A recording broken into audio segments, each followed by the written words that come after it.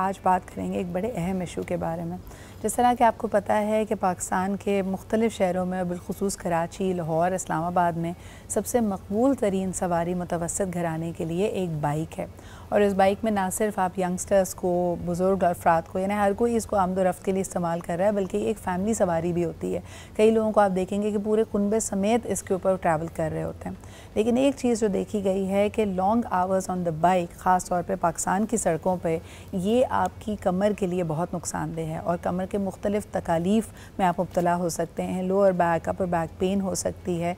और इस वक्त हम डॉक्टर साहब से भी मैं ऑफ़लाइन बात कर रही थी, 70 से 80% केसेस जो बैक पेन के आ रहे हैं वो बाइकर्स के ही जुड़े हुए हैं। तो आइए ज़रा इसके बारे में जानते हैं कि कहाँ गलती हम कर रहे हैं।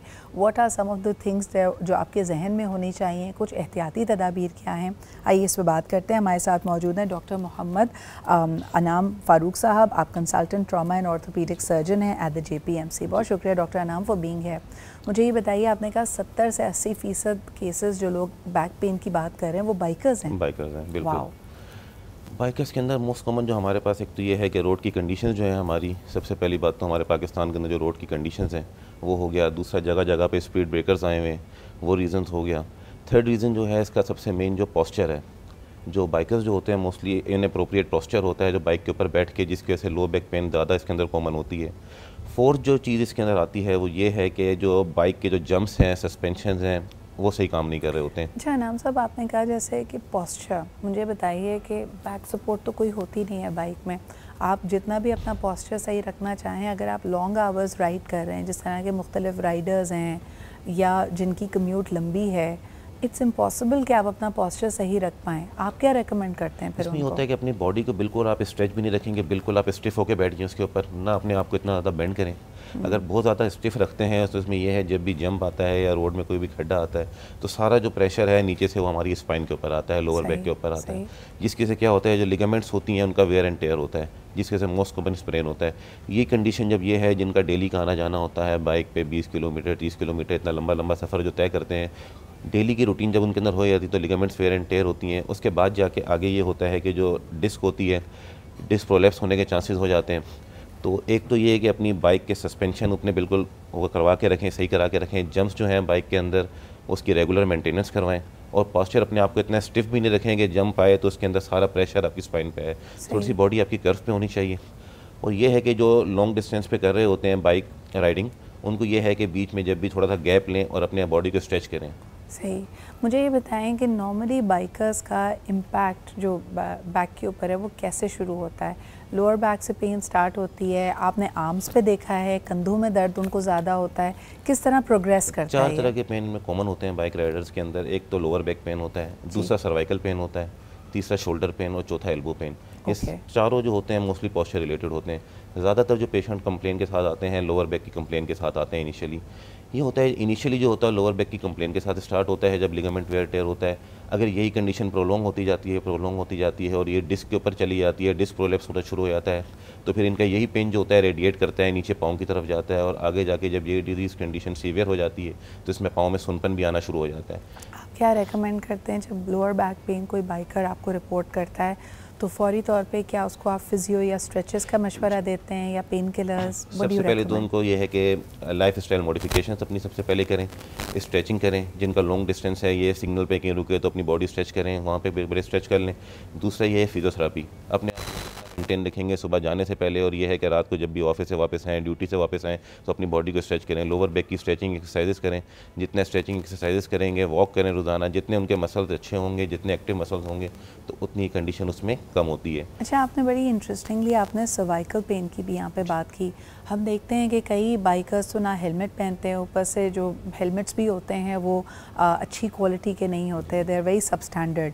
तो मुझे बताएं कि सर्वाइकल पेन का, हेलमेट का, इसका भी आपस में कोई राब्ता पता है? हेलमेट का बहुत लेना देना है सर्वाइकल पेन के साथ। ऐसे हेलमेट जो भारी हेलमेट होते हैं, जो आपके सही प्रॉपरली फिट नहीं होते, उनमें सर्वाइकल पेन का इशू ज़्यादा होता है ऐसे बाइक राइडर्स के अंदर। तो ये है कि हेलमेट का जो लें तो ऐसे हेलमेट लें जो बिल्कुल लाइट वेट हो और प्रॉपरली एडजस्टेड हो। सही। अगर आपका प्रॉपर एडजस्ट नहीं होगा हेलमेट और हैवी वेट होगा तो उसके अंदर सर्वाइकल पेन ज़्यादा होता है। अच्छा, मुझे बताएं कि तेज़ रफ्तार बाइक्स के हम अक्सर देखते हैं कि एक्सीडेंट्स भी ज़्यादा होते हैं, सबसे ज़्यादा वल्नरेबल आप किस तरह की इंजरी के लिए हैं, ख़ास तौर पे अगर आपने हेलमेट पहना हुआ भी है?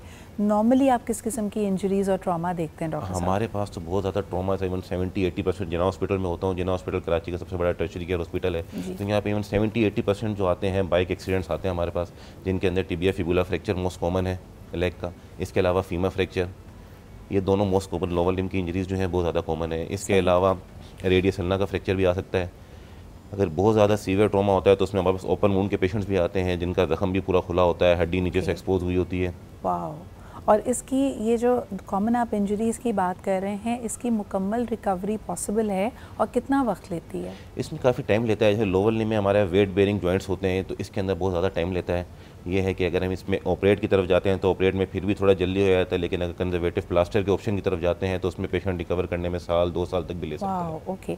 अच्छा, दूसरी चीज़ जो हम नोटिस करते हैं, हमने कहा कि ये फैमिली सवारी नहीं होती, लेकिन बस आजकल हमारे यहाँ मजबूरी भी है, ज़्यादातर मिडिल क्लास फैमिलीज़ एक बाइक को ही इस्तेमाल कर रही हैं। तो ख़वातीन मैंने देखा है डॉक्टर साहब, वो उनका बैठने का अंदाज़ मर्दों जैसा नहीं है, और मुझे अक्सर लगता है कि उनका बॉडी वेट तो और इम्बैलेंस्ड है, वो भी at the risk of injury होती है। वो भी रिस्क होता है। वैसे ख़वातीन को जो बैठना चाहिए बिल्कुल वैसे ही बैठना चाहिए मर्दों की तरह, जैसे मर्द बैठते हैं एक टांग इधर एक टांग इधर करके। लेकिन ख़वातीन जिस तरह बैठती हैं उससे बाइक का जो पोस्चर होता है वो बाइक डिसबैलेंस होने के चांसेस ज़्यादा होते हैं। ओके।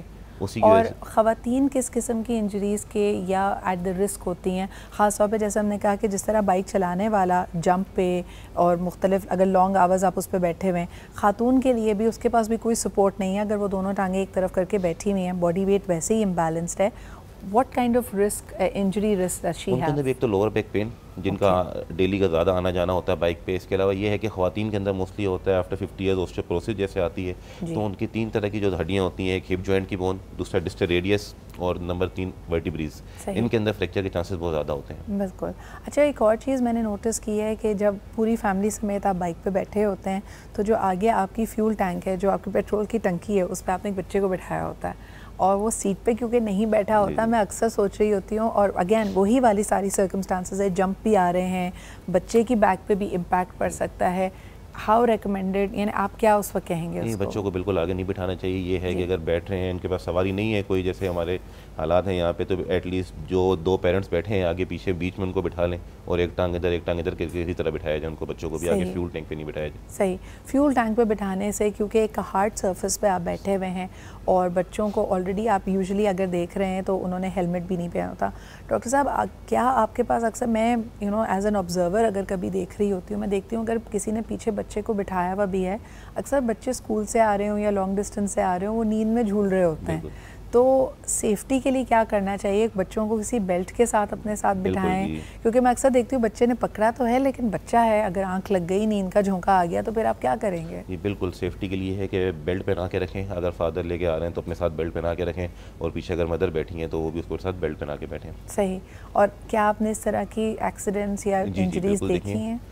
बिल्कुल देखें इस तरह। इसके अलावा एक और चीज़ मैं जिक्र करना चाहूँ, मोस्ट कॉमनली ख़वातीन के अंदर जो होता है, जो उनका दुपट्टा होता है, वो व्हील के अंदर आ जाता है। ये हमारे पास बहुत कॉमन इंजरीज़ हैं, बहुत ज़्यादा कॉमन इंजरीज़ हैं। जो ख़वातीन पीछे बैठती हैं बाइक पे, अपने दुपट्टे को ज़रा एहतियात से रखें, क्योंकि मोस्ट कॉमन हमारे पास इंजरीज़ जो होती हैं, दुपट्टा बाइक के व्हील में आता है और वही उनकी गर्दन के अराउंड भी लिपटा होता है, वही क्या कहते हैं मोस्ट कॉमन रीज़न बनता है एक्सीडेंट का। और वो अक्सर या तो आपको गिरा देता है बाइक से, बाइक को उल्टा देता है, जाहिर सी बात है अगर आप खिंच रही हैं तो पूरी की पूरी जो बॉडी वेट है उसका कर सकता है। अच्छा, जो बुज़ुर्ग अफराद हैं, अब जाहिर सी बात है वही हम कह रहे हैं कि मजबूरी है, it's not a conveyance of choice, लेकिन लोग इस्तेमाल करते हैं। वक्त 50 साल से उम्र जिनकी ज़्यादा है, क्या आप उनको रेकमेंड करते हैं कि वो लॉन्ग आवर्स बाइकिंग करें?